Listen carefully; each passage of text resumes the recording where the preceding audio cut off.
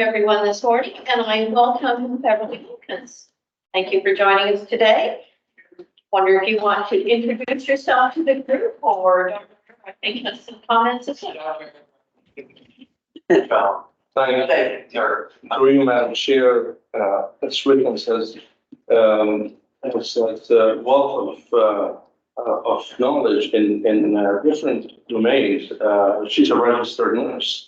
She's a doctor in naturopathic medicine. She's a bereavement counselor, and she is an author. And the list goes on a bit, but I thought those are the main related to our work. She has sat on multiple boards as a member or a chair related to community services and health. And I would invite Ms. Wilkins if you would like to add or introduce yourself on top of it. Well, I think it's, the longer we live, the more we've done, right? So better is the testimony of what we do. Anyway, it's a privilege to meet you. A lot of you have read about, of course, along the line, introduced me first. And I was just making the chair. Right? And I know it can kind of politics is a tricky thing because part of, they always figure what are they going to print? Right? So I understand. But anyway, bravo for taking on responsibility because many of these things run because there's somebody such as you who comes on board and stay on board. So pleasure. I will sit here and learn for a while and then watch out and make contribute every now and then. Okay, pleasure. All right. Thank you. Thank you for being here. Thanks everyone for being here today. Item 2 on the agenda, amendments. Oh, roll call first. I just read that. Sorry, Kaylee. Kim Carlin, Thornton Everman, Sue Carlson, Present. Sue Charbonneau, Here. Kenneth Craig, Present. Brian Hill, Present. Kevin Eckel, Counted for. Bev Wilkins, Here. Chad Richards, I'm here. Helen Claire Tingley, Morning, everyone. Nick Saunders,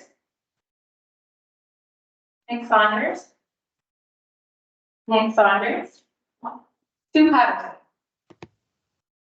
Patterson, Sue Patterson.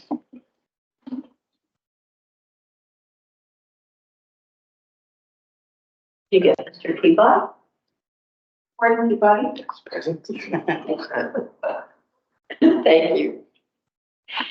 Amendments to the agenda. We have one item that will add into as item 8.3. It's the RFP on the dental clinic and stuff.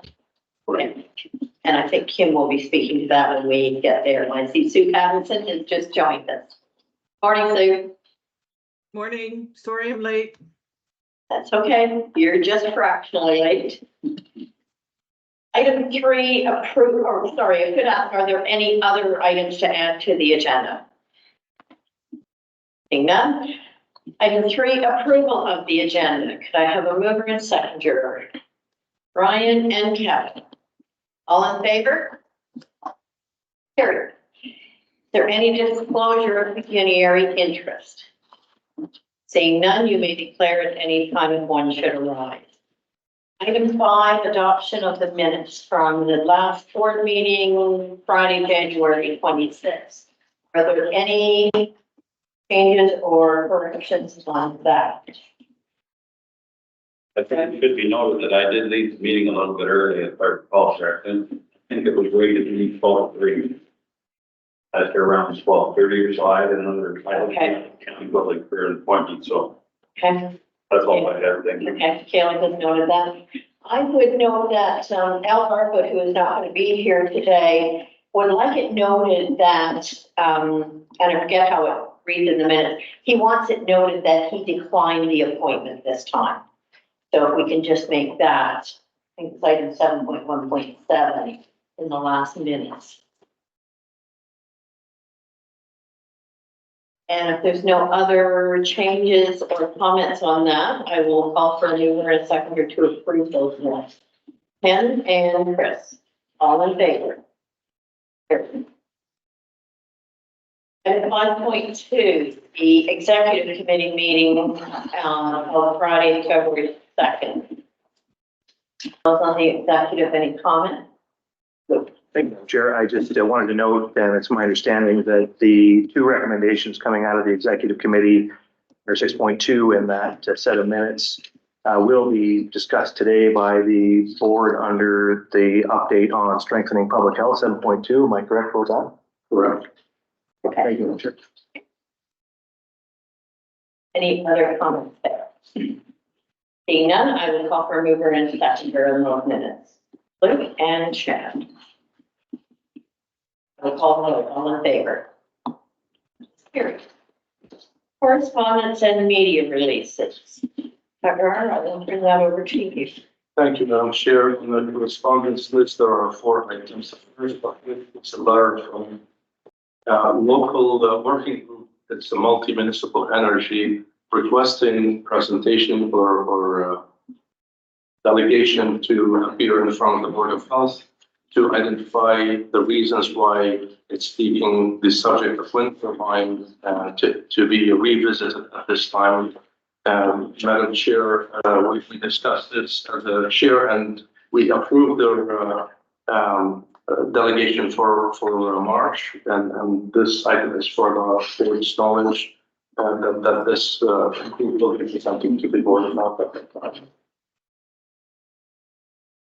The second item is a letter from the Sudbury and District Public Health to the Premier of Ontario, and the letter is sent from the medical officer of health on behalf of the board based on a resolution regarding food insecurity. And the recommendation or the resolution calls on the provincial government to incorporate local food affordability findings in social assistance rates and in encouraging the healthcare system to monitor food affordability further. And the recommendation is to receive our board historically advocated for the same cost, so the recommendation is received instead of endorsed, as we're already involved in this. The third item is a letter from the Board of Health for Peterborough from the chair directed to the provincial and federal level of the government, and it advises to improve indoor quality standards in the legislation that we have, and the recommendation is to receive. The final one is a letter from the board chair for Peterborough Public Health, and it's directed to the provincial level officials, premier and number of ministers, and it calls on investments in surveillance data, specifically for intimate partner violence, and in mapping out more data resources for the subject and how it affects children and youth development. The recommendation here is to receive open to questions, as always, Madam Chair. Any questions, Luke? Yeah, thank you, Madam Chair. I was about that item number 4, the intimate partner violence letter from Peterborough, referring to a resolution from North Bay Parry Sound District Health Unit. I like the resolution from North Bay Parry Sound. I know this has been an issue going around municipal councils lately, where we certainly passed a resolution a few weeks ago suggesting that the province should consider declaring intimate partner violence an emergency or an urgent matter. And just along those lines, it seems to offer some good suggestions in terms of things the province could be doing, perhaps practical things the province could be doing to help fight that issue, which is a serious issue and a growing issue in our own community, and I'm sure communities across our region. So unless Doctor has some concern with the resolution, I would be willing to suggest that we endorse the resolution from North Bay Parry Sound. As I say, if Dr. has concerns with it, then I'm certainly open to hearing what those might be. So I'll reserve actually making the motion until I hear from Dr. For you, Madam Chair, as we communicated about the item by email beforehand, so there are 2 reasons why this is to receive. One of them is we did not receive the communication from Parry Sound. So we're receiving endorsement of a correspondence. Sure. So if we're going to be endorsing an endorsement, procedurally, I've never seen that before. Regardless, if you go to the content of the resolution, even the original initial resolution, my understanding is related to more surveillance data.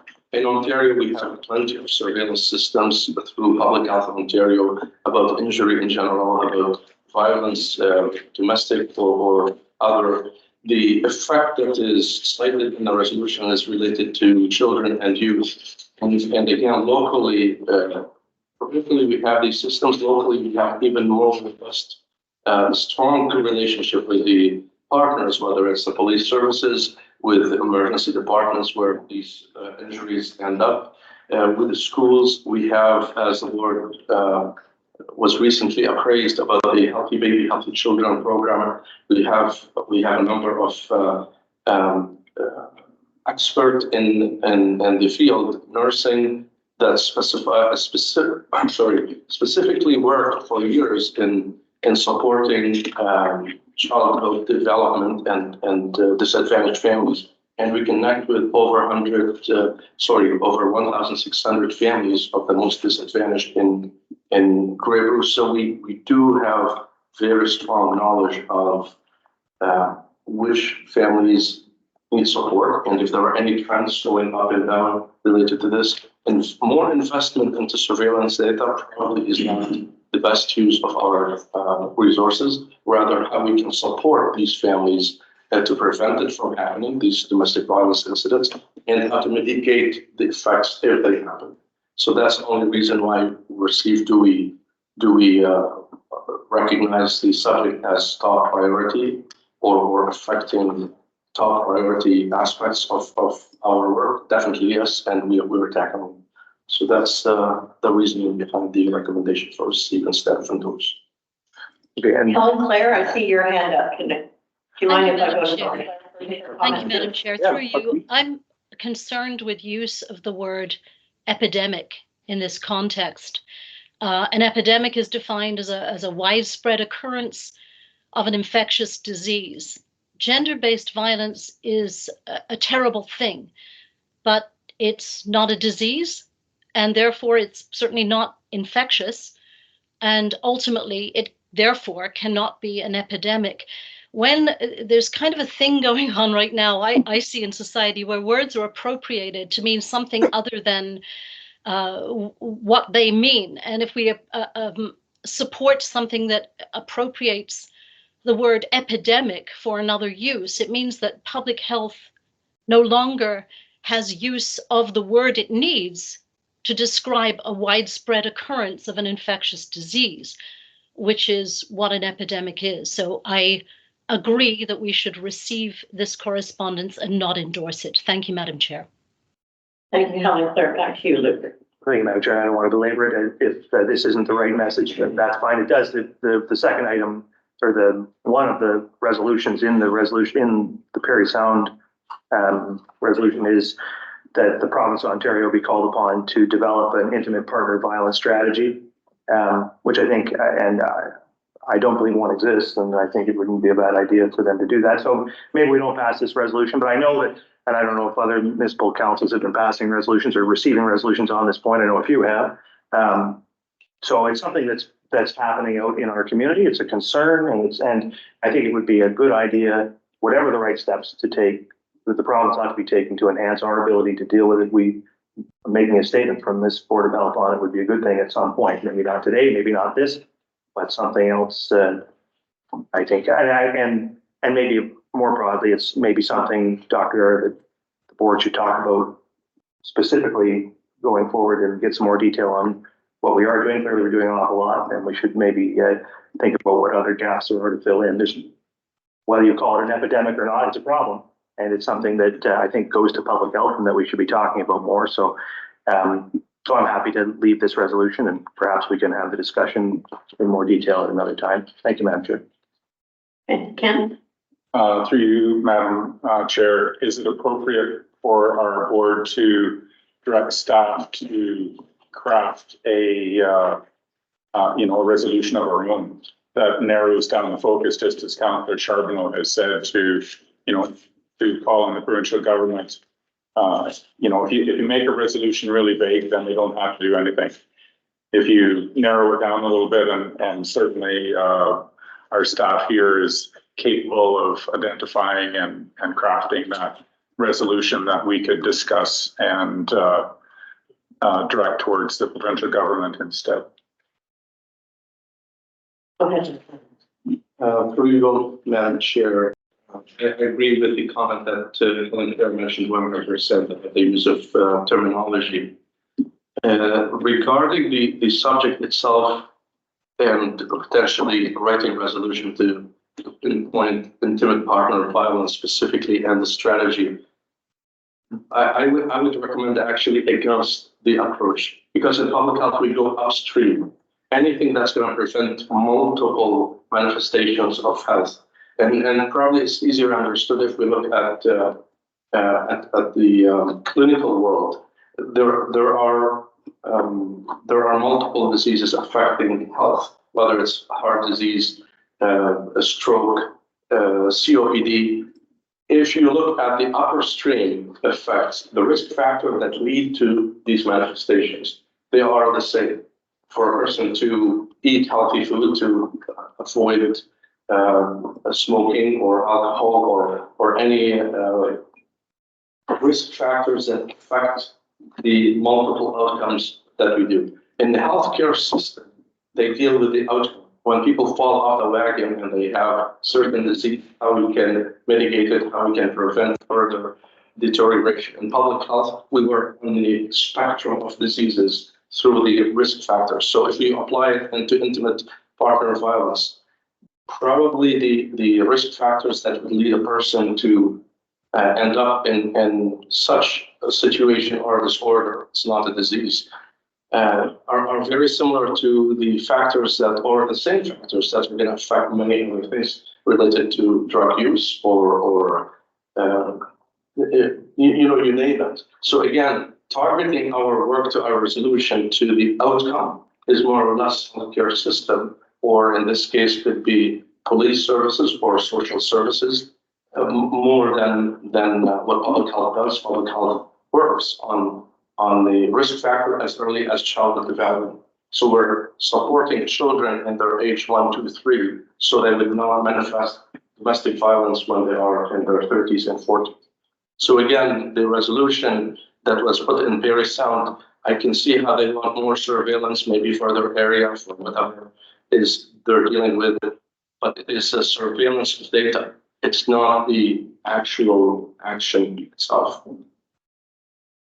So I'm just going to toss this out there. Is what we're looking for on this to get more education around that, to ask the provincial government to get behind the fact of letting it be known that this happens? Because there's still a lot of people who don't believe this happens, or they fall into the trap of believing the person who is abused is the one at fault. And is that what we're looking for? Because the other things become factors within. If you grow up seeing your parent abused, then you pass that on as being the acceptable standard. But if you learn that that's not right, and you never allow any of the other factors, alcohol or drugs, to kind of take over, then you change your mindset. So what we're looking for, getting the provincial government to bring more awareness to it, or at the local level more awareness. I'm just questioning what we're trying to do on this. Madam Chair, our work in public health is prescribed in the standards, and it addresses the subject, addresses many other subjects related to the outcome. So in this case, if you want to do public health work, we will go to the children of peer groups and see how we can support them to grow avoiding violence or recognizing it. The strategy for the province to specifically partner violence, again, like I would see it downstream work. It's after the fact or not preventative. And it's definitely not preventative for many risk factors that would affect many other outcomes. Like we have one major problem in the society, opiate overdose. The risk factors for opiate overdose are identical to the risk for intimate partner violence. And we're doing everything we can to prevent one and the other, both of them. So again, if there is a need to specify the subject I don't know if the best use will be through the Board of Health to do that. But if we want to advocate for the subject itself, we can mobilize local partners to write to the Ministry of Health to do so instead of the Board of Health writing for a specific issue. Any further questions or comments? Ken? Move that we receive it. Thank you. Madam Chair, Yes. just to be complete with the notion from Ken and Luke, do we want to communicate with the partners to encourage them to communicate to the ministry? Like I can see this in the children's services, child services domain more than public health. I can see it in schools. I can see it in police. Is there value in that? Would that achieve the local need for it? And again, this is not public health role, but we always support other partners in those.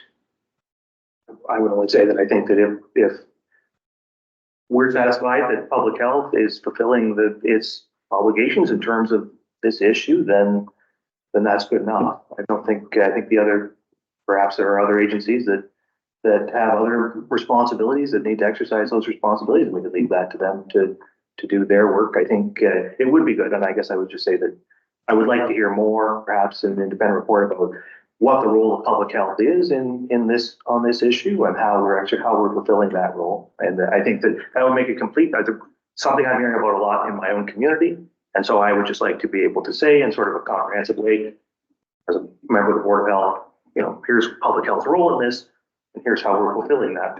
And then I can make it clear to folks, because I do hear from people that who aren't as versed in it, that public health should be doing more, or somebody else should be doing more. And so we need to just have an answer to that question, because it's a pressing issue. So that would be nice at some point. It doesn't have to be at our next meeting or instantaneously, but at an appropriate time, if Dr. Vera could report to us on that, I think that would be very helpful to me. That would be good enough. I don't think I need more than that. Thank you, Madam Chair. Okay. We need a motion to receive all of those. Sorry, Kevin. I think Kim made that motion. But Thank you. if I can speak, if we're done with that from Peterborough, I just wanted to comment on the other one, on the indoor, what do they call it, airborne pathogens. Air quality. I'm thankful that we're just receiving this, because I read through it, one line that really gets to me. The American Society of Heating, Refrigeration and Air Conditioning Engineers, A-Share. So, we in the group organization out there that represents air movement within the buildings is dictating our building code. I don't know, maybe I'm just a little bit to the point of conspiracy, but get a whole bunch of people that are pushing air recirculation equipment and whatnot, saying, okay, we've got to change everything and the way it's going to be. Oh, and by the way, buy everything from me.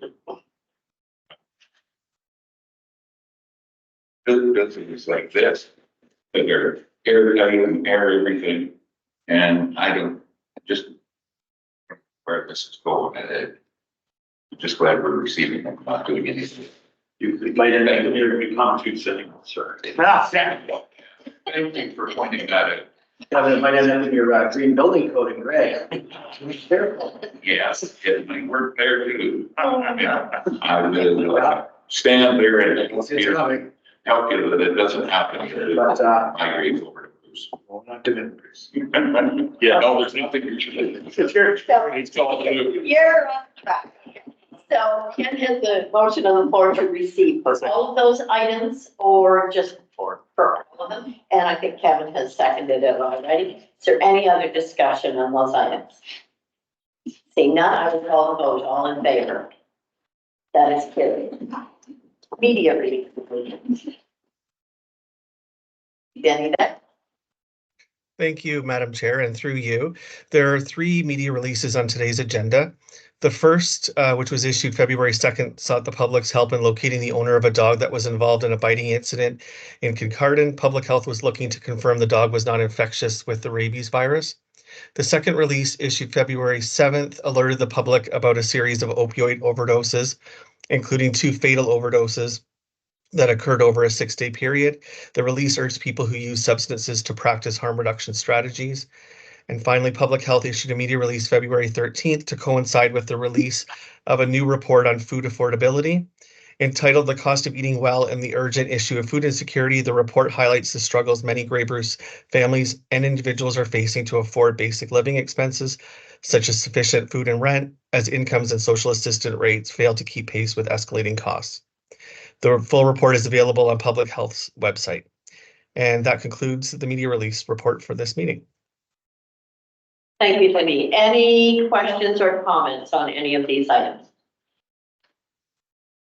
Seeing none, can I have a mover and a seconder to receive? Luke and Brian. I will call a vote. All in favor? Carried.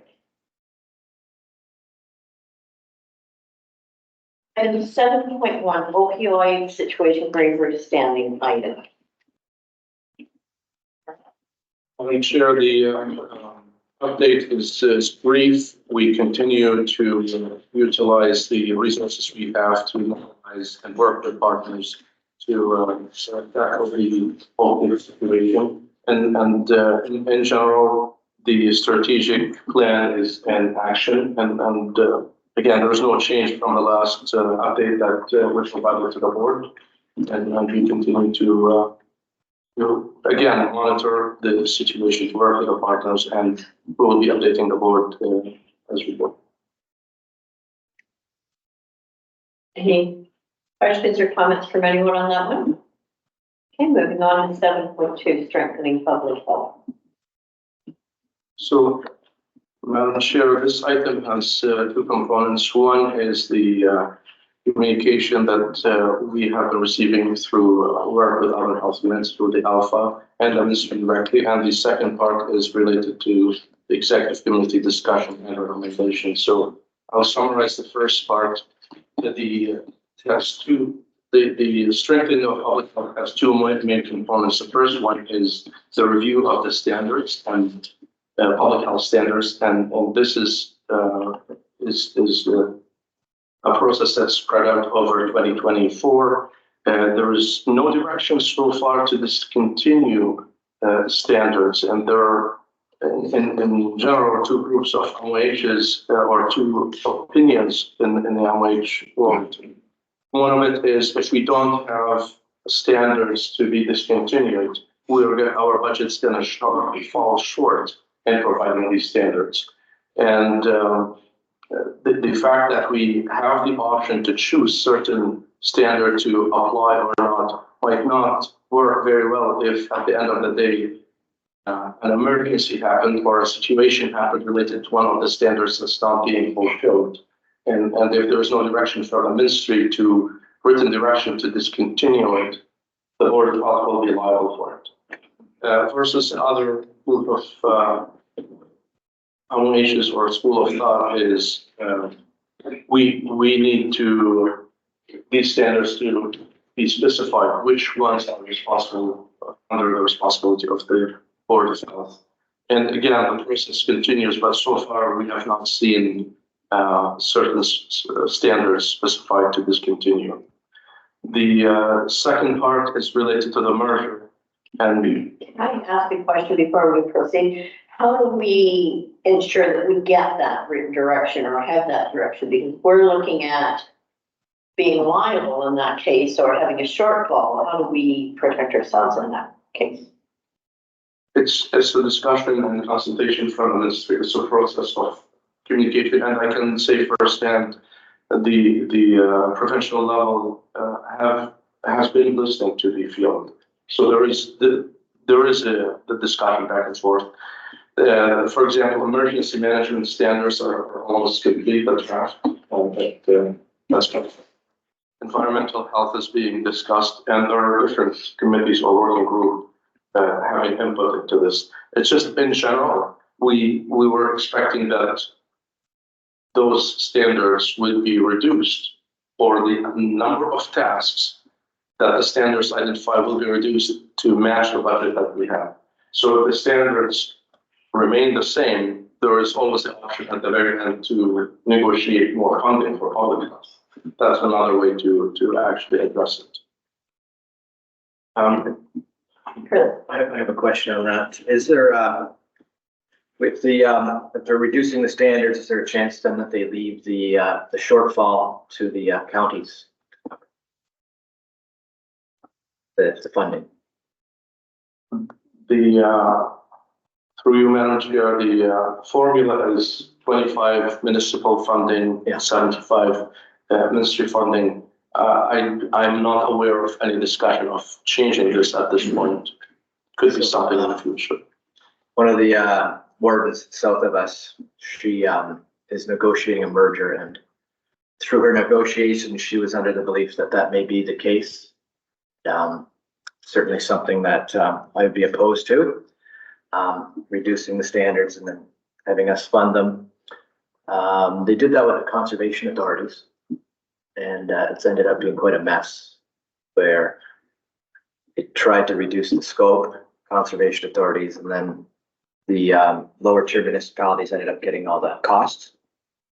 So I just think it's something we need to be aware of and certainly speak out against. If they're planning any of this as board members, we would certainly, I think, need to take a stand.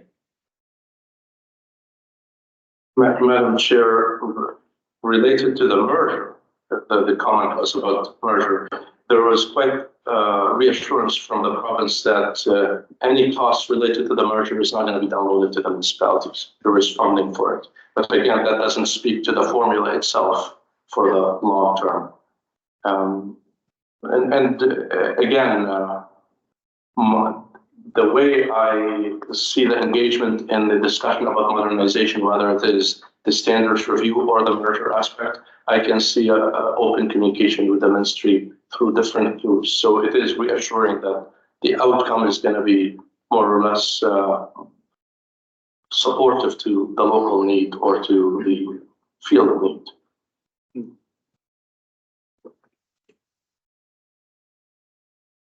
Madam Chair, related to the merger, there is, we had communication through ALPA, and again, the minutes will come out and we'll share them with the board as well at that time.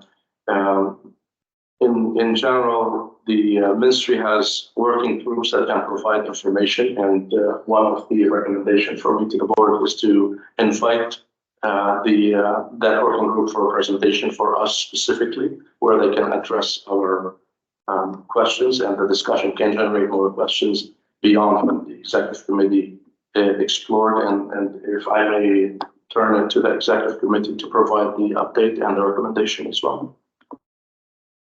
Okay, from the executive committee, we had two recommendations. One, that we send a letter to Huron-Firth, because they were the ones we deemed would be probably the best fit for a merger, and to look in that direction. So we'll send a letter to them, find out what their level of desire for further merger would be.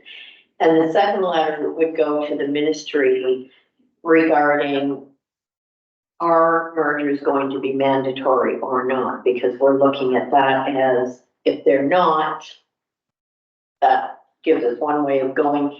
If they're mandatory, where are we going? And I think I just read something that says they're not keeping them within areas that we could now look to Simcoe type thing.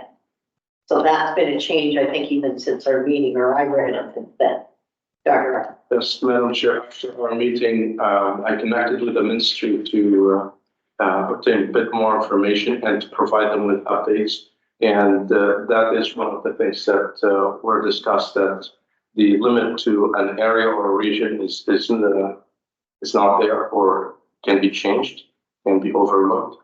And again, there is a bit more information about funding, that it depends on the request itself for funding. It is itemized certain items will be under merger, other items would not. So again, there's no specific amount of funding available, rather based on the proposal for merger and what it entails. And the most important probably item for the board to consider in this update is the deadline for acceptance of funding mergers is in April. And we can, as simple as say, send interest in a proposal, rather a full proposal, and that would get us through that hurdle. Sorry to interrupt, but I guess on that first, the first recommendation from the executive committee recommending that the board send a letter to Huron-Perth, the executive committee based that recommendation on a discussion we had where Dr. Huron made it clear that that would really be the only direction we could look. But since that meeting, my understanding is some of those parameters have changed. Dr. Huron, would you change your recommendation at this point? Would you say that now, based on that information, that we could look, we maybe should send letters to other boards, Simcoe or others, because that avenue is now open where it wasn't necessarily open before? Or is it still your view, because it's really based on your recommendation, is it still your view that Huron-Perth would really be the only direction we could reasonably look to have even start a discussion? Madam Chair, in general, we can explore it with all parties. If I were to look specifically at health units, part of this discussion could be in camera just because it entails opinions of other OHs or other parties. I can narrow it down based on that, but in general, the board can send the communication to all neighborhood health units. The only parameter that stands from our discussion is having a border to border for merger. So I don't know if that answers it without going into camera. No, I just, there's nothing precluding us anyway from sending a letter to all health units with which we share a common border. Correct. So I wonder, Madam Chair, if I could make the motion, Madam Chair, that we support the executive committee's recommendation that we formally communicate with Huron-Perth, but I would amend that to say that we send a formal communication asking all neighboring health units their position on the potential of a merger with the Grey Bruce Health Unit. I'd make that motion, Madam Chair. I hope that's clear enough. I think that's very clear. I think that one thing I didn't say is our rationale as executive committee in arriving at this was to be sure that we don't have the appearance of sitting here saying, no, we're not going to do anything. We want to be seen to be reaching out and attempting to do what we can to fit with what the ministry is asking us to do. So, Dr. Aaron, and then I'll get a seconder on with you. Madam Chair, although I'm supportive of Luke's motion and to send the communication to us, just to be complete as an advisor, part of the discussion in the executive committee was to consider the urban rural aspect of any merger, that we're not going to be merging with a health unit, or if we merge with a health unit with a big urban center, we might be at disadvantage. And from that point of view, Huron-Perth probably is the only one. Nevertheless, doesn't preclude the communication to know what other people are planning or expecting. Yeah, I guess I'll wait for a second. I'll second it. Thank you, Dr. I agree, but that definitely was a subject that the executive committee discussed, and I think it's a legitimate concern. I think, just to be clear, these reaching out, in this case, it doesn't commit us to anything, and we'll hear something back, maybe we hear interest, and then we can go from there and decide what our interests are and negotiate or not. But I think this is, as the chair, I think rightly expressed, it's important for us to reach out and say, we're interested in exploring this. Are you interested? And then we can make our decisions after that based on what our interests are. And so. What our best alignments are. Go ahead, and then Kevin. So the co-terminus health units, that just gives us 3 then? Wellington, Simcoe, that's it. So we are at a disadvantage compared to other geography, compared to other places. What about Oklahoma? Oh, I don't know. Sure, order out another. we share a border with the US of A? Yeah, up in Pilgrim And I area. believe Algoma comes down to that line. That would put us in the Sudbury, big urban center. I'm not saying You're that, correct, I'm not saying it's good. Nor did we my first choice, but yeah, At this point, do we want to go that far, or do we want to stay with where we've got an abutting board? well, that's my point. Algoma, I believe, is an abutting board. We never really think of it that way, but when you get up to the end of the peninsula, that's where it is. But I would make the suggestion that it be Simcoe and Wellington Dock. I think land borders would be mine. Yeah, Madam Chair, I think they, with respect to deploying resources, I think we have to be mindful of the fact that there's a significant body of water between us and Algoma. So I think they keep it contained to land borders at this time. So I appreciate the distance issues, but at this point, we have not heard what merging means. Because if it's travel, yes, absolutely.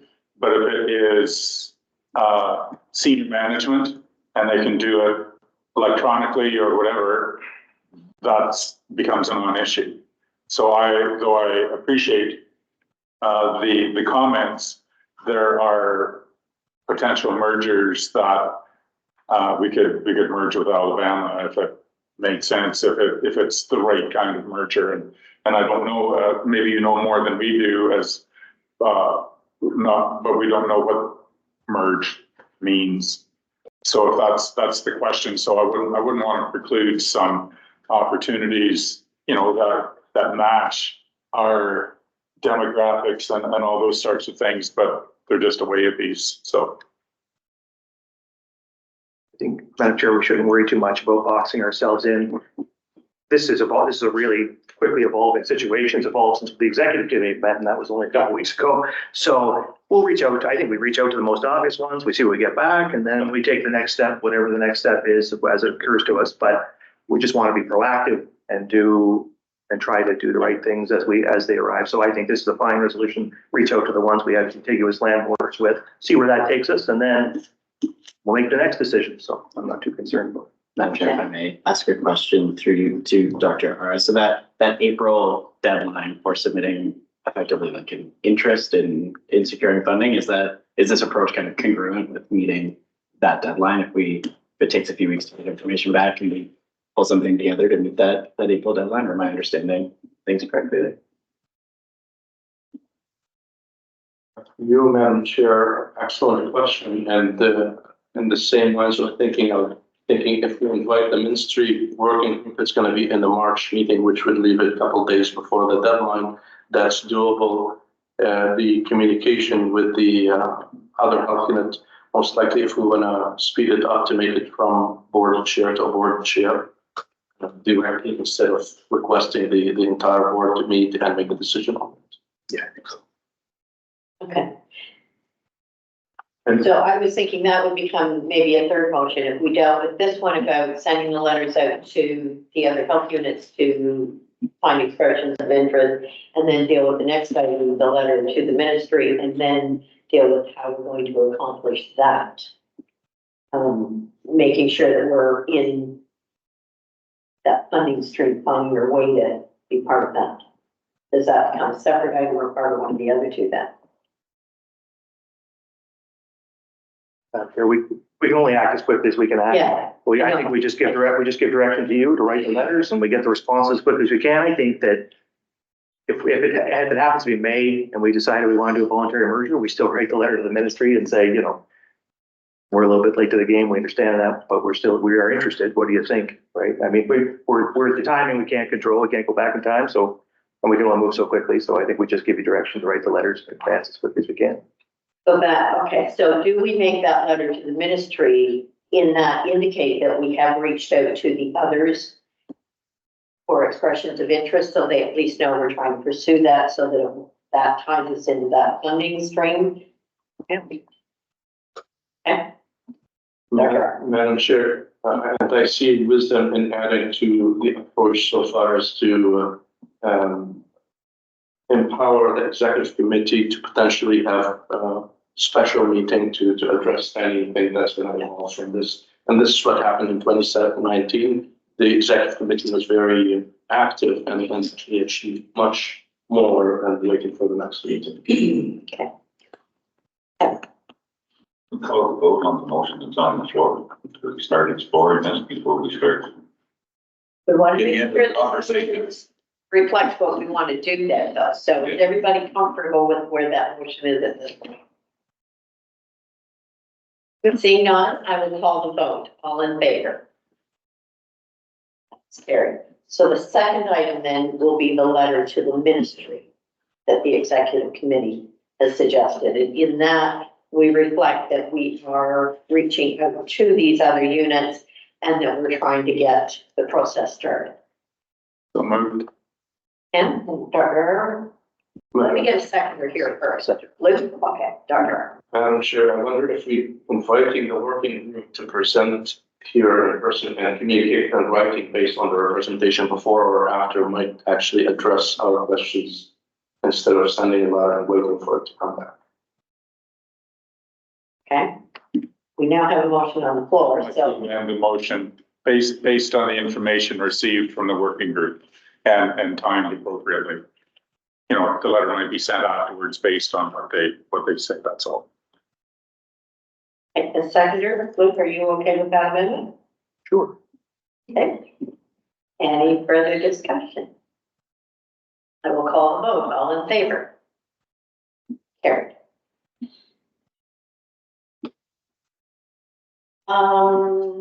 We didn't add it, I think, in section 7.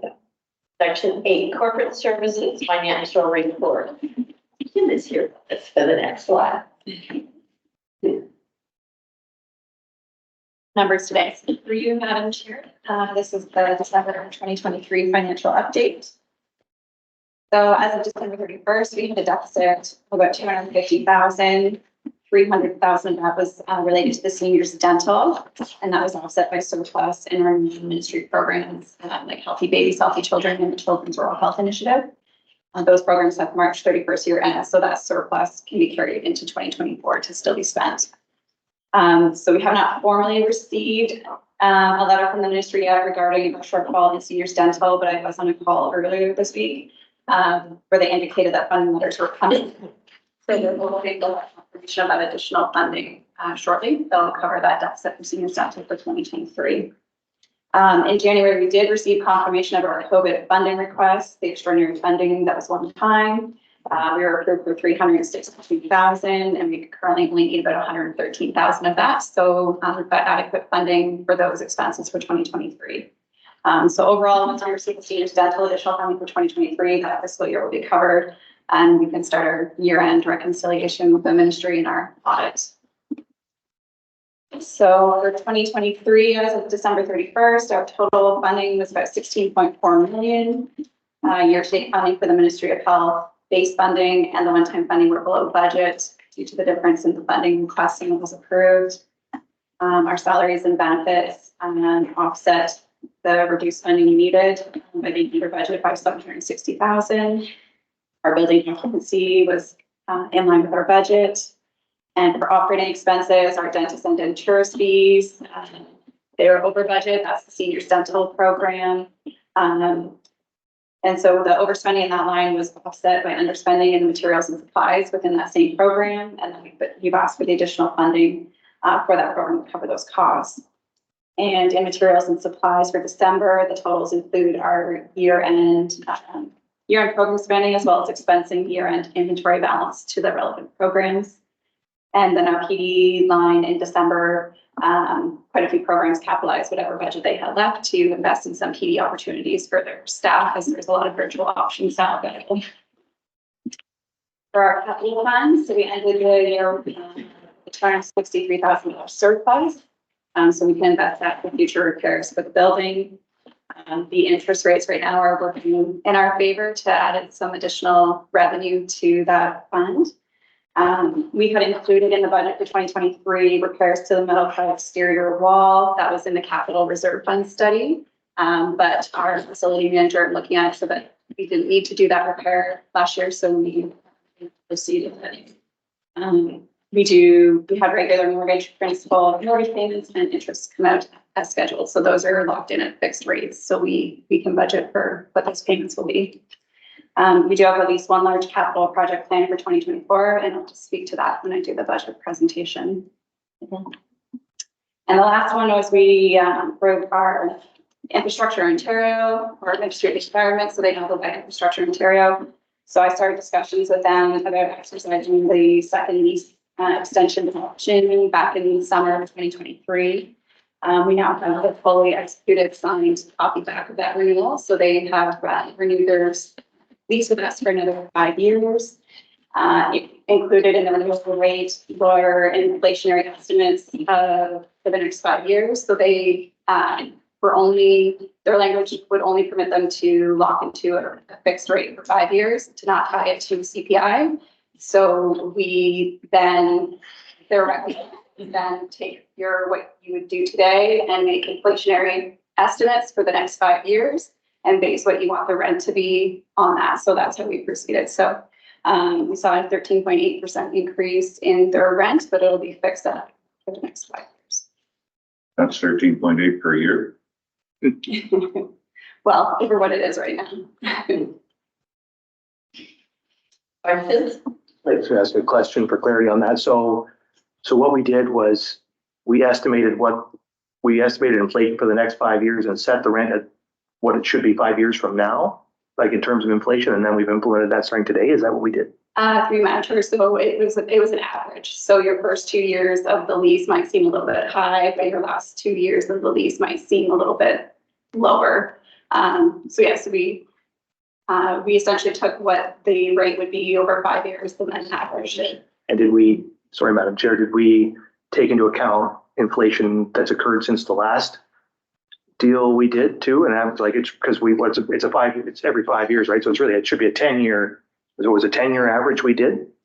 Yeah, for you, Madam Chair. So I got market information of what current square foot rates are going at in Owen Sound for office buildings. And we took our current PMI, so like our maintenance, our insurance and all that based on our current rates. So we built the inflation off of that. So we did use current numbers to project that.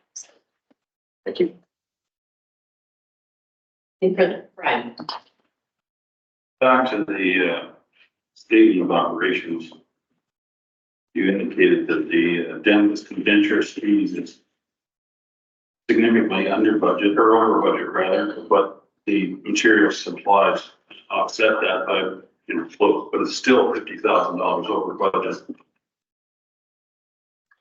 And legal and negotiations are 50,000 over. Purchase services, consulting 50,000 over. So those 3 accounts are 150,000 over budget. Can you explain why that is? Yeah, through you, Madam Chair. So the dentist and insurance fees. So this program can be structured 2 ways for seniors dental. You can either contract out to dentist office to see people on the wait list, or you can internally you can hire dentists to come 1 day a week and use your staff, which is the most efficient way to do it. But it's a challenge to find the dentist willing to do that. So that's the optimal structure that we try to go into the year with. But in 2023, we had changes in the dentist, so we ended up contracting out more. So that's why you're seeing that line higher. And we did allow for additional materials and supplies in the seniors dental. Thinking we needed additional money for the Walkerton for equipment, we left room there to purchase that if needed. So that helped us offset those costs. And yes, there is a $50,000 difference, and that's why the program is in a deficit, and we've had to ask for additional base funding for that. For the purchase services and consulting fees, so the large amount in December, there was an HR consulting firm hired by the board. So part of that 30,000 is like 30,000 of that overage would be that that wasn't on our radar when we budgeted for it, but we're seeing that expense reflected in December. And same with legal and negotiations. We don't necessarily know all the items that are going to come up during the year to forecast. So we just base it on ongoing issues that we know are coming up in current year that we're going to have to deal with or resolve. If we know that there's negotiations, we budget a certain amount for those negotiations.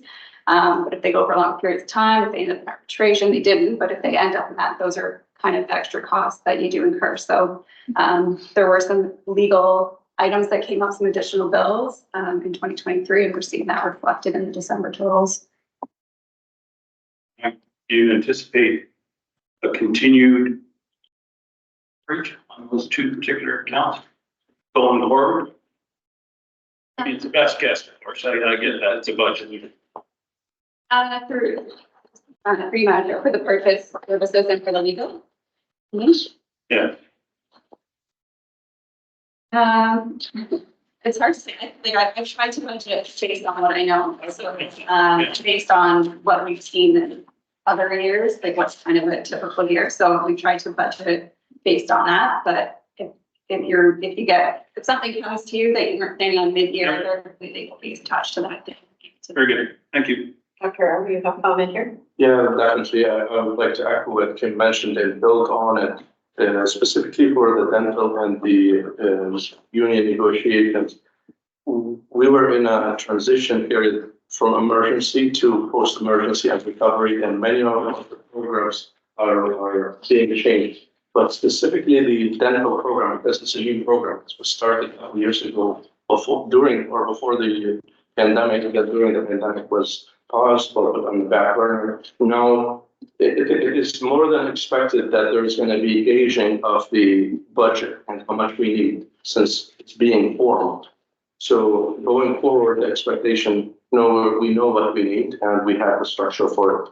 So, and again, this is not unique to Quay Bruce, rather across the province. It's a new program. The answer to the last question, going forward, that fluctuation of 50% or 50,000 is not expected. Further questions or comments on that item? So we should have a mover and a seconder to accept the financial report. Chris? Sue? There is no further discussion. I will call the roll. All in favor? Here. Thank you. Next item is 2024 draft budget presentation.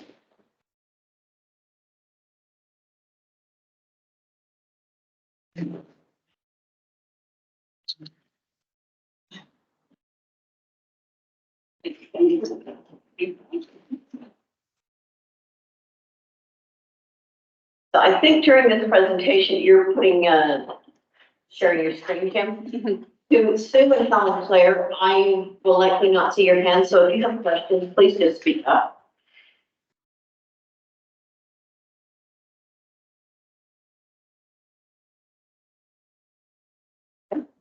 So, for you, Madam Chair, this is the presentation of the 2024 budget.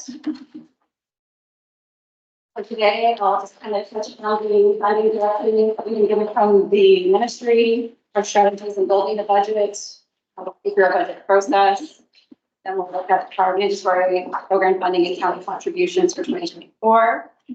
Quickly look at the funding history of public health for our organization, and then provide some detail of the revenue and expense breakdown, our FTE comparison, and the capital budget for 2024. So as committed to under the strengthening public health strategy, the Ministry of Health will provide the Board of Health with 1% funding over the next 3 years to address the need for stabilization while change processes are underway. In doing this, they restored the provincial-based funding to the level provided under the 2024 shared ratio. So that means the $1 million that was going to be downloaded to Grey and Bruce County with the move to the 70 funding ratio will not occur. The ministry has committed to the 1% for the next 3 years. So we have the 1% up until 2026 that we can plan with. Communications have been clear that COVID extraordinary funding cannot be requested as part of our 2024 submission to the ministry. The COVID-19 case and contact management work that is still there is to be shown under the infectious disease program. And the COVID-19 vaccine is still to be tracked separately, but to be shown as a program now under the immunization standard. So they're no longer breaking those out into separate one-time programs on our budget submission. They're now asking us to show those as part of our regular operations. The ministry also established a dedicated 3-year merger support fund to support merger implementation and change management. So as Dr. Art touched on earlier, the budget submission that we submit to the ministry, this is where we would request funding for the merger support.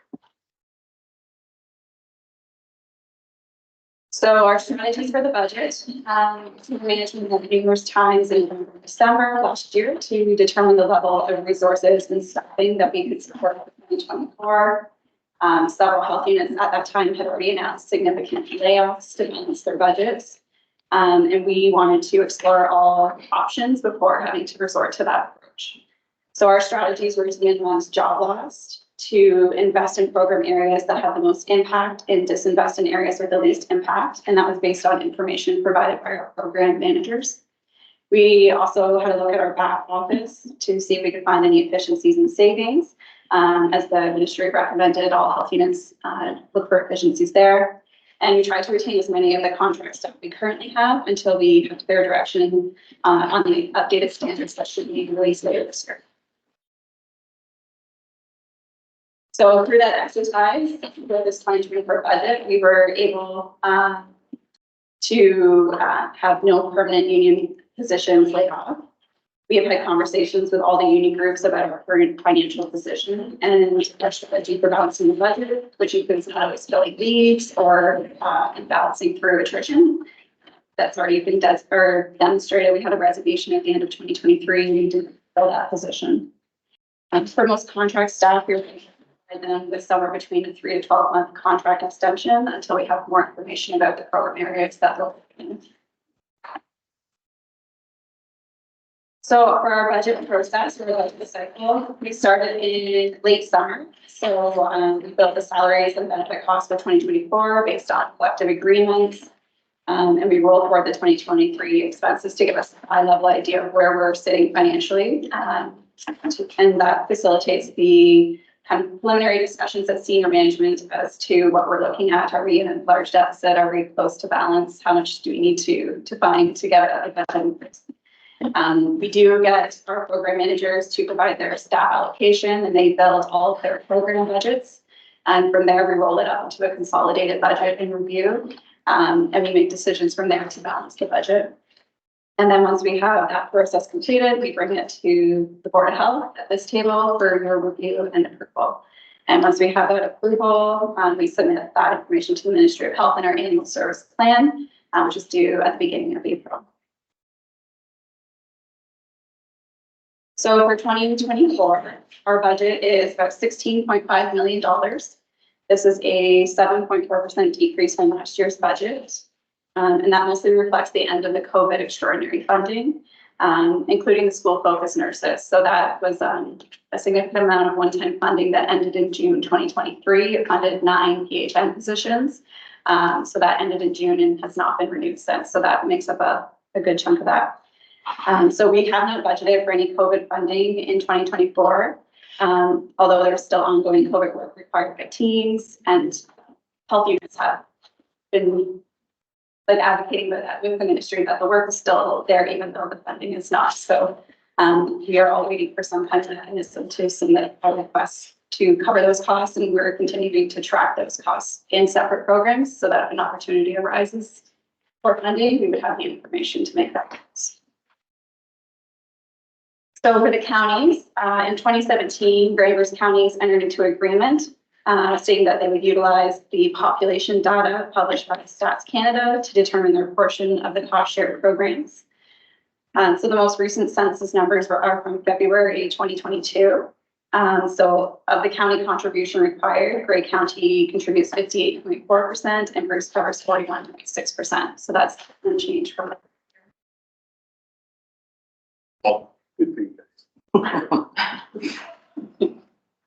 Just remember, big dog eats first. Yeah, Gary, bang the gavel on this guy. Don't be complacent. So the cost share funding breakdown for 2024 is, so it's in total, it's $13 million. So the Ministry of Health base funding is $10 million. So if we take the approved allocation from 2023, add the mitigation funding back to that and add the 1% that they promised us, that gets to the 10 million. And if we take the county contribution from 2023 and add 1%, that gets to the 3,029,000. So that currently gives us a funding ratio of 77% Ministry of Health and 23% Grandvers County. And so to break that down a little bit further, so the 2023 contributions from the counties was pretty much 3 million right on. The 1% equates to 30,000, so 12,500 from Bruce County, 17,500 from Grey County, and that brings us to the 3,029,000 for 2024.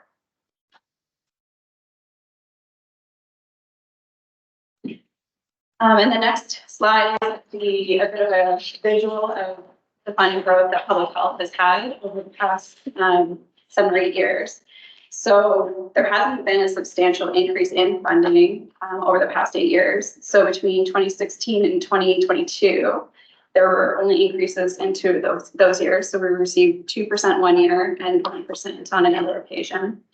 And then the requested line is 0, and that's because the ministry directed not to ask for any increased funding, and there was really no mechanism within the budget template that you're seeing to the ministry to ask for anything. So last year, you'll see a spike for 2023. We requested 2.5%, but the ministry announced that all public health units were getting 1%, and that's what you should plan for 2024, and we budgeted accordingly.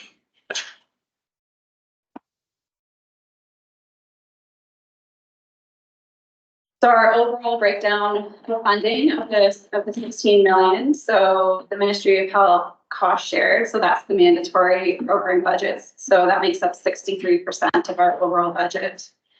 Our Ministry of Health 100% is the 100% funded program. So that's your seniors dental and your MOH compensation initiative. The Ministry of Health one time, the majority of that 2.9% will be the IPAC hub funding. So it's one-time funding. It's been an annual item that's been approved. So we have some carryover from 2023 that we could spend in 2024. And we assume that we would get that one-time funding again this year. So that's what makes up most of that one-time bucket. Grandvers County make up 18% of our total funding.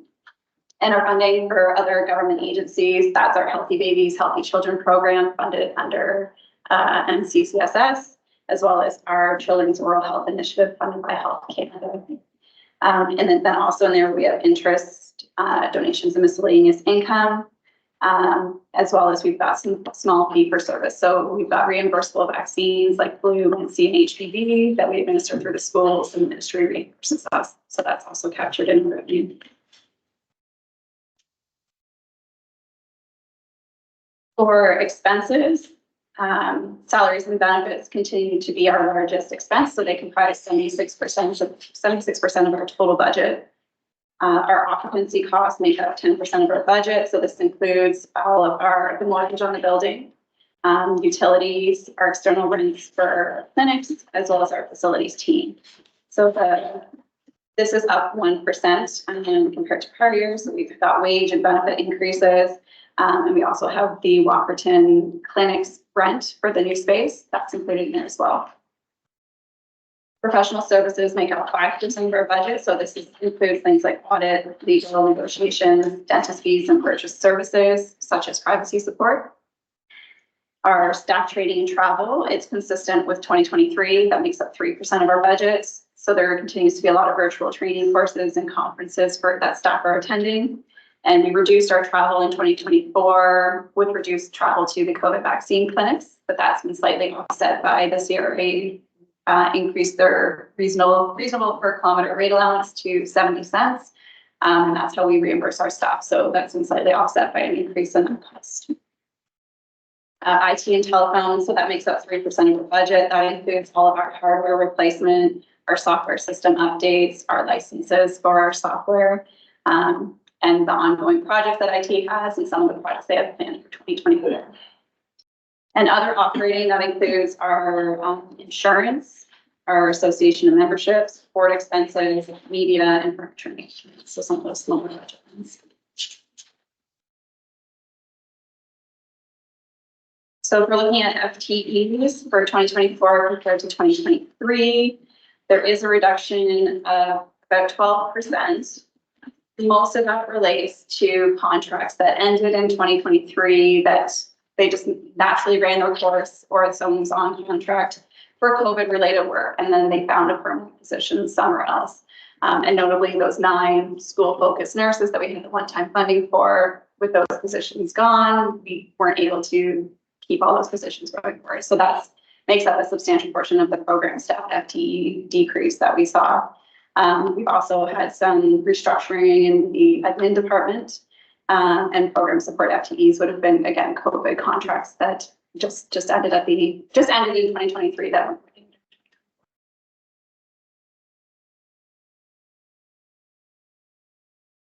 For the capital budgets, so it's similar to prior years, and includes the interest earned on the capital balance and continued rent from Infrastructure Ontario.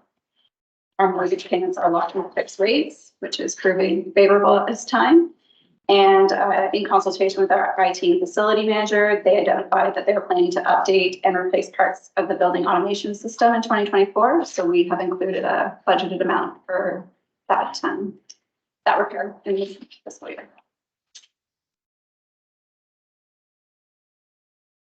Anyone have questions? Yes.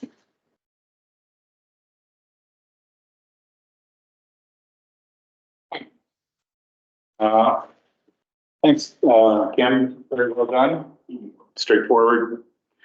A couple of questions for you through the chair, of course.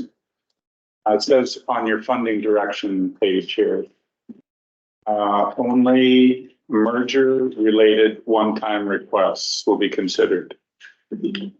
So this past year, you had like $750,000 in one-time requests, one-time funding, according to your statement. So did that just tell me that like all those program-related one-time funding requests, you can't do that anymore? So for you, Madam Chair, so are you talking about the 2024 one-time or what was from 2023?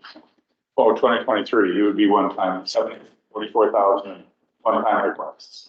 Yeah, so 2023 one-time funding was COVID-19, COVID vaccine, IPAC hub, and school focus nurses. Yep. So 3 of those essentially gone now that you can't have, they're not available to us. Yep.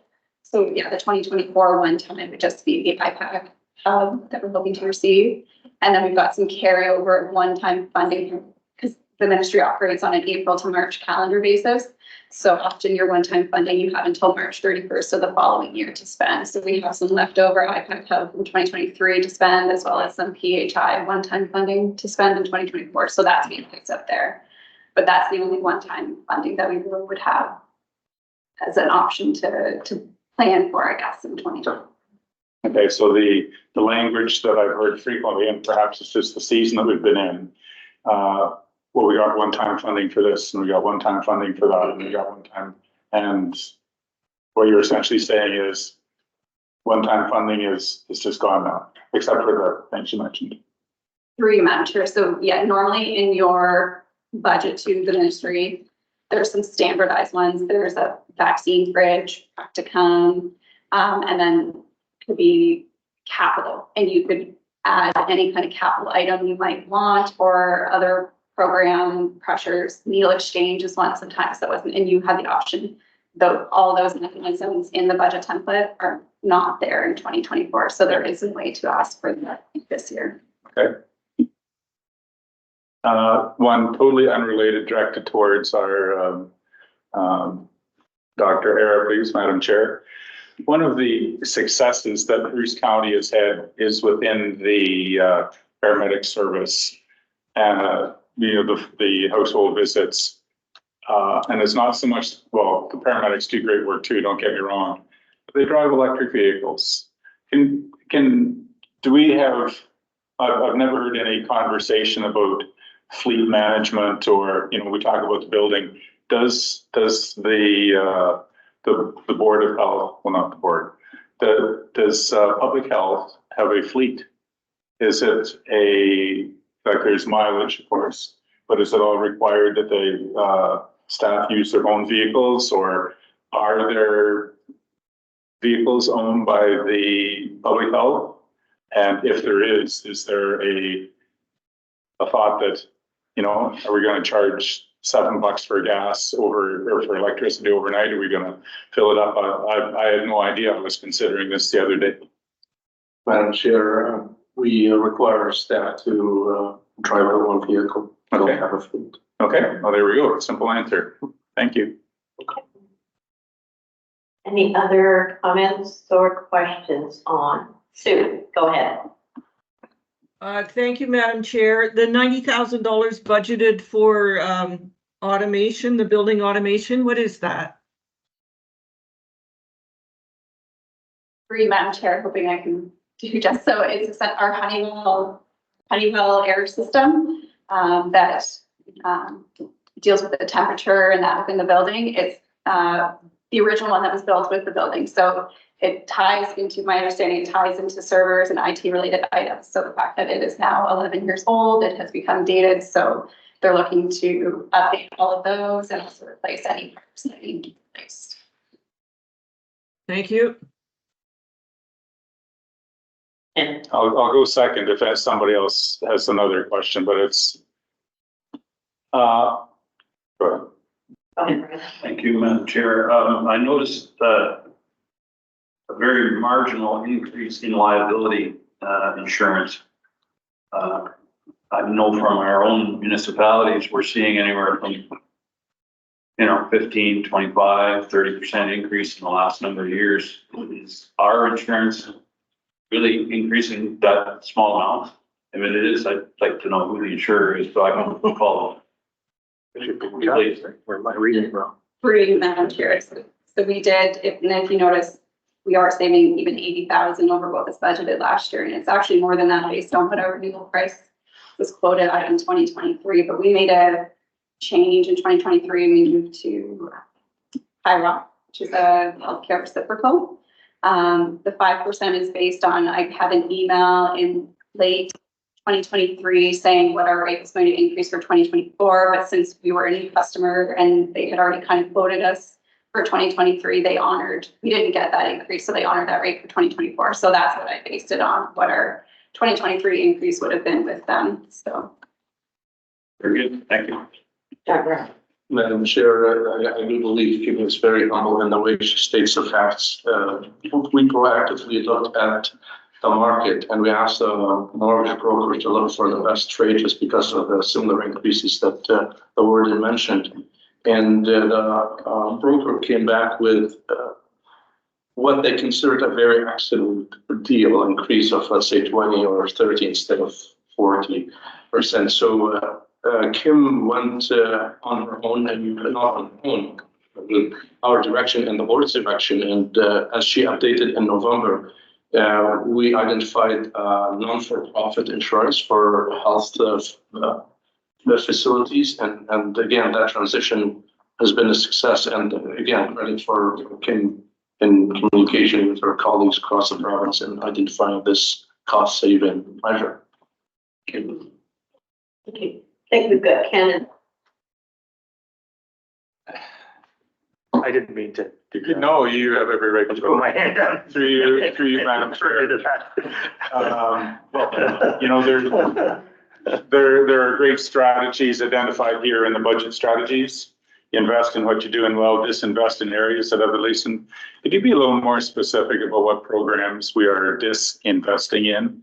Those are the programs that people will come and say, well, where did this go? Could you just give us a broad overview of what those programs that we're disinvesting in to minimize budget impact, please? Madam Chair, I can answer this question. So we identified the priorities, and again, the recommendation from the ministry is to emphasize on service delivery and not change it as much as we can relative to back office. So most of the changes that we found efficiencies in back office. One example, instead of hiring full-time senior manager, in HR, we hired part-time. And that's, we're gauging it to see how it's going to meet our needs. And that's one. The other aspect of it is resignations in frontline were not pre-filled. And we assigned people, for example, from health promotion to climate change. Climate change is a very important portfolio for public health, and we need to ensure people are working on it. So again, changing assignments from different within operation to climate change would ensure those are invested in appropriately. Again, the major change is in back office versus operation. Okay. And worth mentioning that we connected with the managers, they have their input, and we gave them the exercise for margin analysis, which usually, forgive me getting technical, but if we ask each department, if you lose 5%, what are you going to do? And if you gain 5%, what are you going to do? And you compare the 5% loss from this program to the 5% gain of this program. It's an exercise that the management, senior management, and management has been involved in, and usually can be automated and gone for multiple years, but we did it ad hoc for this year. Thank you, Matthew. I guess, I think it's just, and we talk about this every year, but it's important to highlight again, I think that, although we've got a balanced budget here and actually a reduction of 7.4%, we've had what's been an effective freeze on funding from the ministry since 2016 for 8 years, right?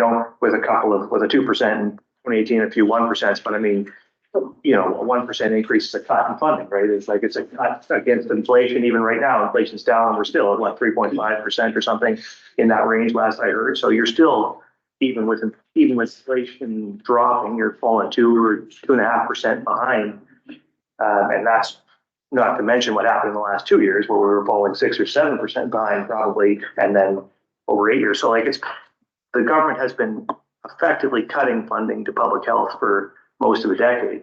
And so in here, I mean, it's a little hidden, not because there's any intent to hide it, but because of all of the COVID shifting and whatnot. It's hard to sort of say, it's hard to draw it out and say, well, here's the impact of that, but it's in here. It's built in. We are experiencing inflation. All of our operations cost more money. We pay our staff more money because they have greater expenses in their own lives, but we have to do that. And meanwhile, the funding from the province stays at 1%.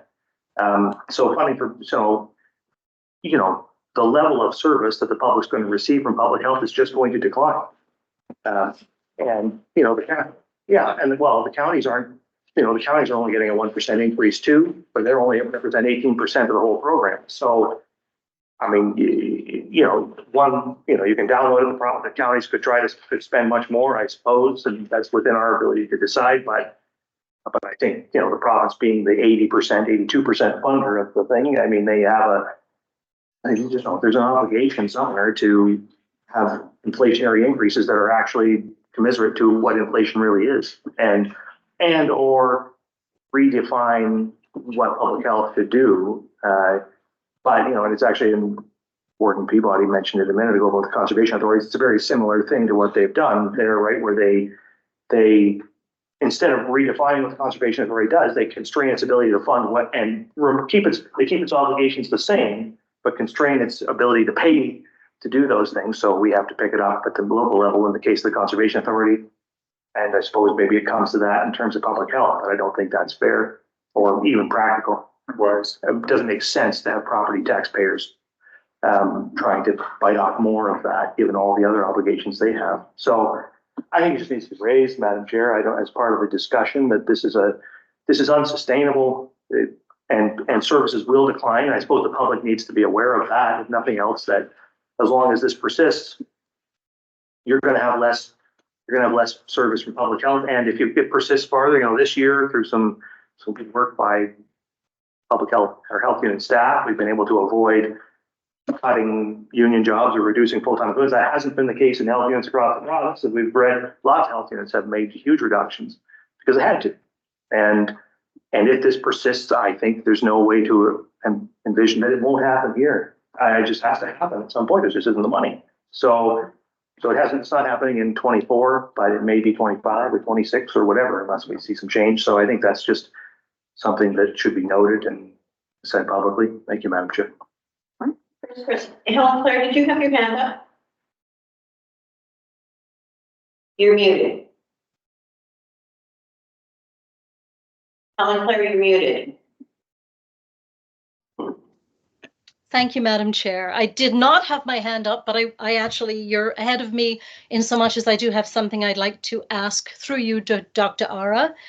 If Dr. Ara could explain the funding, because I believe, I don't want us to sort of misrepresent to anyone watching what actually goes on here.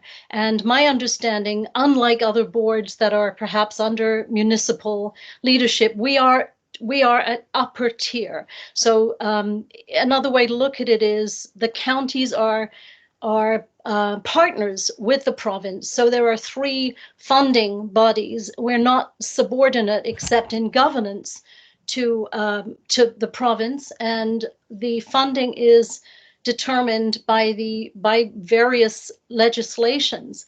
The idea that it's not fair to ask homeowners to pay. Well, homeowners, there's only one taxpayer, right? So whether it's the province or the county or the feds, it's coming down to you and me and anyone listening to this to pay for this. But to my main point, I would like Dr. Ara to confirm or deny that basically the budget is established by the needs of public health.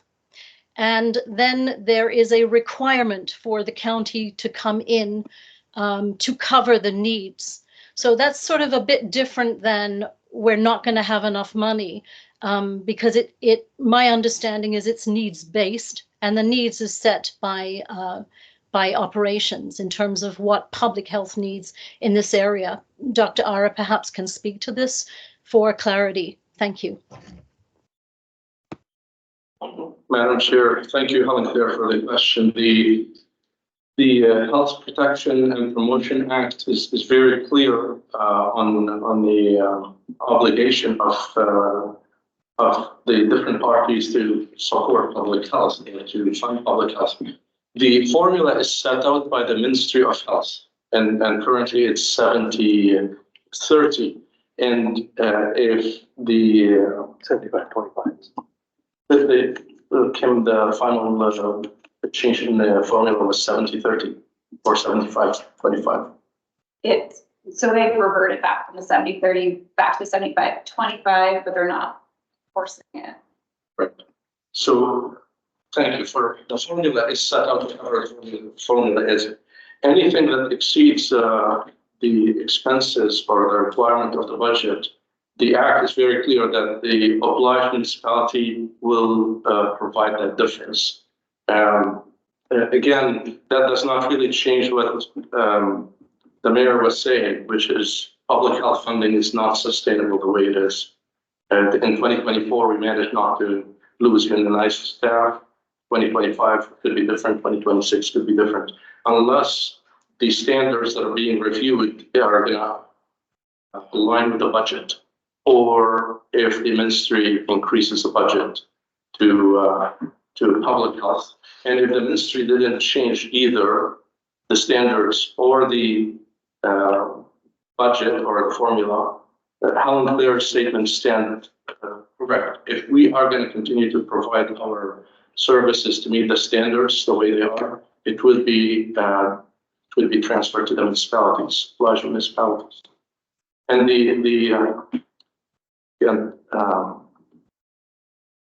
trying to remember the number of the section in the Health Promotion Protection Act. The wording in it was shall. It's not will or must. It is shall, which is a higher bar for delivery. Obviously, it will be the decision from the Board of Health to not do certain standards or do them and ask the municipality to fill the difference.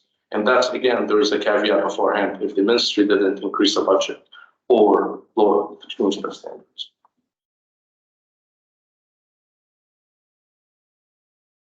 As Luke pointed out, the funding that doesn't keep up with inflation from 2016 is indeed a massive service cut from the province. And Kim and Dr. have done a great job of keeping things together, but we all know this is not sustainable, and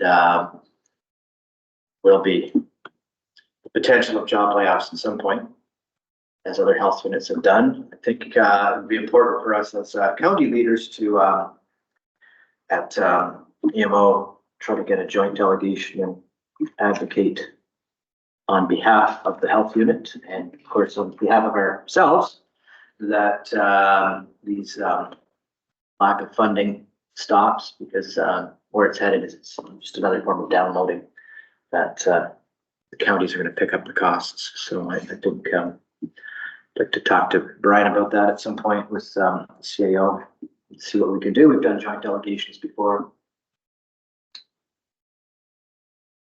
Madam Chair, the preferences on the screen for my memory didn't serve me. It's 72, section 72, but it is the word shall highlighted there.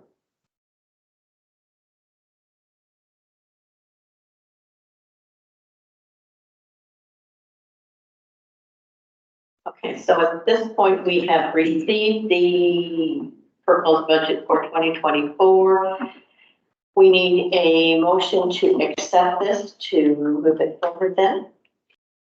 Luke and Helen Claire, any further discussion? I will call a vote, all in favor. Carried, thank you. And before we move to the next item, could we take a slate break? Please. Kim, if you can present the RFP item. For you, Madam Chair, so this was a late addition to the agenda, but it's something timely that came up in the last week. So to give a bit of background on the Walkerton project. So the ministry approved funding to create a capital space in Walkerton. We found the space, we leased it, we hired a project management firm, Colliers. They've helped us with the RFP process. We've got the architect and project manager ready to go. We went to market in mid-2023 with the RFT, and we had the RFT at the time had a mandatory site visit. We had one contractor come to that site visit, and we got their quote, and it was about $1 million. So that was not feasible for our organization or for the budget that we had. So we got some legal counsel and input of what could we do, what are our options available to us. And through that, it was determined we could reissue the RFP with a couple changes. So the site visit was no longer mandatory, but optional. And we made a few other changes as well. And then we decided to post it on our own platform instead of letting Colliers do it. So we used bids and tenders. So we did that. We reissued it late 2023. And we had 17 plan takers. We had 7 or 8 people come up to the site visit, and ultimately we had 7 submissions.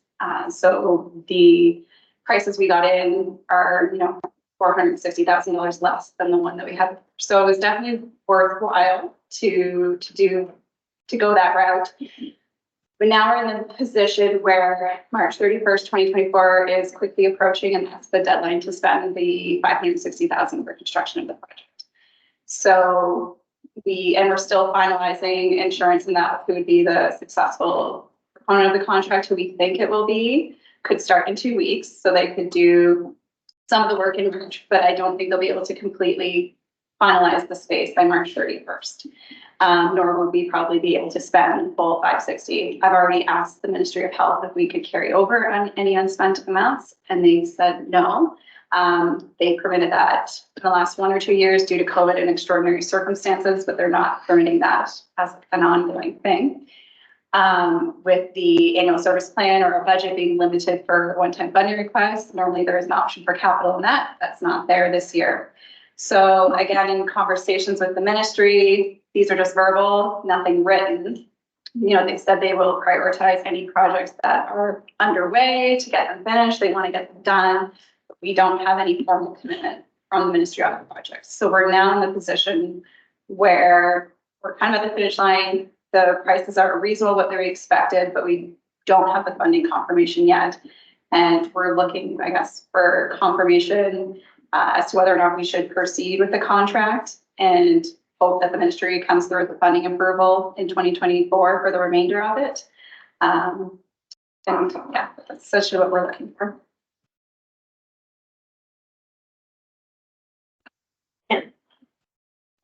Just so that there is a motion on the floor that we know what we're talking about, I will move that we proceed with the project.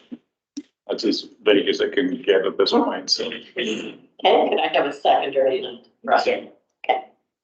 So the question is, through you, Madam Chair, to Kim is, if the ministry aren't able to, because of their legit restrictions, fund the whole thing, what options do we have internally or externally funding this?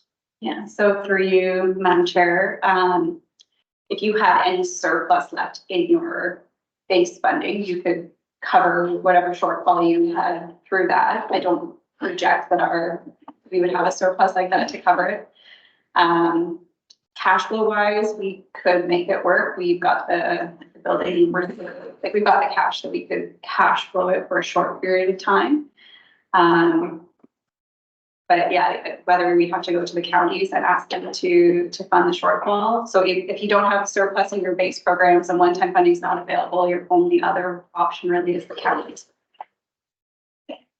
So we don't have like a contingency reserve or something like that we could draw on for a project such as this? Yeah, through you, Madam Chair, any surplus at the end of any year goes back to the Ministry of Health. We were not allowed to retain anything in reserves. What sort of magnitude do you anticipate being short or not being spent, I guess is? Through you, Madam Chair, not being spent. Yeah, like you're saying, we have a budget. The minister is assured us they will fund it. We might not be able to spend it all by the end of March. How much are we going to be short? Yeah, so through you, Madam Chair. So the budget right now is $560,000, and we have most of that available to spend on the constructions, and that would pretty much cover the cost of the construction. But I don't think we could spend that all within the 3 or 4 weeks that they would have to work. So I would suspect maybe 150,000. I don't have a construction background, but I suspect maybe 150,000 of that in cost of construction costs. Yeah. So then the remaining exposure, I guess, our risk would be about 350,000 unfunded in another fiscal year that we would need a one-time funding request to cover. I guess it just seems unfathomable to me that the ministry would say, yeah, this is a good project, go ahead, and then say, yeah, we're not, because of a technicality. I mean, come on. I think that's just my thing. Let's go ahead. Is this something where we can get Lisa Thompson to Innerman, talk to the minister? We certainly should. Seem to be a prime case of where we should use our capital with Lisa in cabinet. I don't know. But the decision today has to be whether we are going to proceed with having this project going ahead. I guess my thought is, and I seconded the motion, I agree, we need to proceed. Project is needed, the work is needed, the community is looking forward to it, so press on. And those three. I just wonder, Madam Chair, do we have the capacity, what's our capacity to borrow to cover expenses like that, projects like that? Yeah, through you, Madam Chair, we do have a line of credit we could draw on if we needed to. That comes with your carrying charges, so I don't think financially it would make sense to do that. We could use the cash that we have to cover it.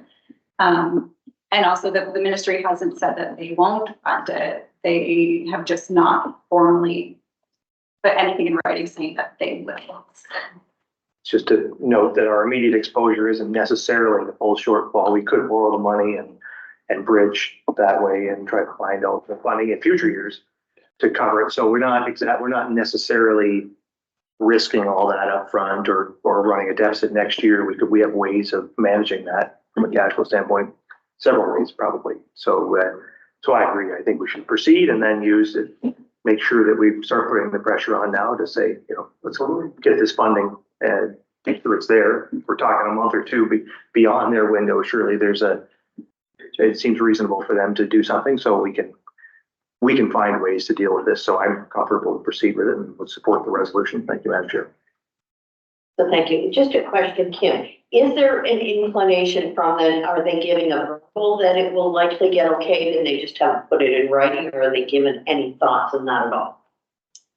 For you, Madam Chair, so the language I commonly hear is that they will be projects that are underway will be a priority. There is a commitment to get them done, but at the same time, their hands are somewhat tied if they don't know for Treasury Board what capital allocation they're going to receive for 2024.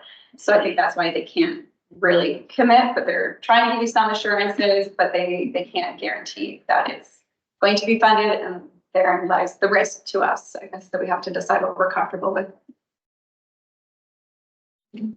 Through you, Chair, for Dr. Era, can you briefly just comment on the benefit of the program versus the exposure that it offers to the board here? Like you've talked frequently about, can you comment briefly on what you see in that regard, please? Certainly, through you, Madam Chair, the bottom line to recommendation, I would recommend to proceed with it, similar to what the board rationale has been. And the service is needed. And from equity point of view, distribution of Grey Bruce, we have the health clinic here, we have the clinic, we don't have one in Bruce. The service is not just needed, it is welcomed by the community, and the delivery of it and the type of it, whether it's related to all the downstream consequences of not having oral health, whether it is related to a person's ability to digest food or to attend to community. We were just having this chat before, so I feel myself repeating myself. That's something I struggle with sometimes. So it affects many aspects of the health of the individual, not just the physical health, but the social health, the ability to attend community events, to volunteer, to go to work if they don't have full oral health program. In innocence, I asked a question too. Do you ever lobby then with your local member of parliament? Do you do that kind of thing from your board? Have you gone and stood there like I have in previous times and said you're accountable? Does that happen from here? We have an MP. MP was on the radio this morning. Yeah. Madam Chair, on OH's office level, I have frequent meetings, regular meetings with the local MPs to share with them the work and the surveillance and the need in the community, and have their input as well, because they do receive a lot of information with the community needs. Through chairs and such a polite way of doing it. I think there's such merit in that, because they can drive it, because they're present where they are, and there's an accountability that they feel and an obligation to their electorate. Bravo. Okay. Okay, so the motion on the floor is to proceed. So if there's no further discussion, I will call the vote. All in favor? It's carried. Good. Okay. Item 9, other business, the 9.1 board orientation package. So, Madam Chair, this is the annual orientation.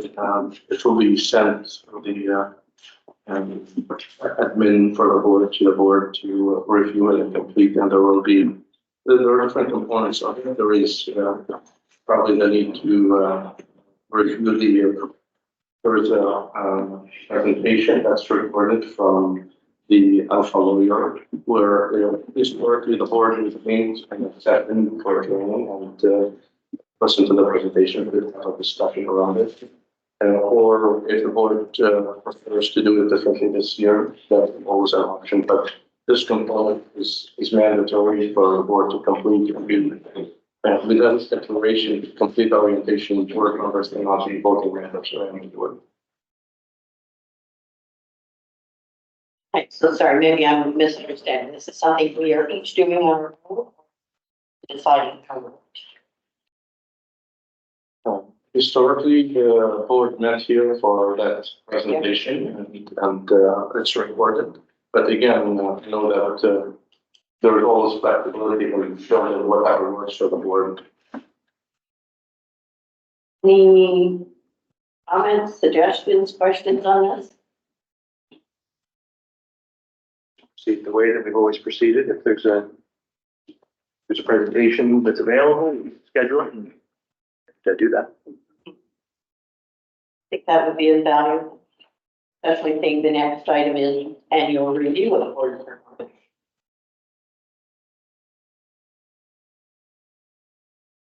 So do we need a motion or we're going to give direction to come back with a date that we all gather to go through this?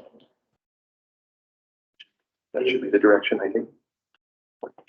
So we can work on coming up with a date that we can all get back here for that. Certainly, Madam Chair. And the package itself will be provided to the board members or to you before the presentation. So moving on then to item 9.2, annual review of board performance for the year. This comes back to some of the direction that I was given from the executive committee, and I have met with HR, and because Laura had we've just been able to get together on Tuesday, she's going to get information back to me early next week regarding both items we had talked about at the last meeting. And one of them is the medical officer of health, the review there. So she'll outline the whole process of that, what we need to be doing. She wanted to take a look at some things first before she brought that back because she wasn't involved in the last one, but she's very familiar with doing these. So I'm gonna have that information early next week, Monday, Tuesday next week, that maybe the best thing would be to come back to executive committee with it. And we have that discussion and then bring it back to the next board meeting. Sounds appropriate to everybody? Okay, so I don't think we need anything else on that. So item 10, to move in camera. I have a motion to move in camera, please. Helen, Claire, and Kevin, all in favor? That is carried. Okay, so I went into in camera to discuss what is listed here and nothing. Okay, thank you, everyone. Good.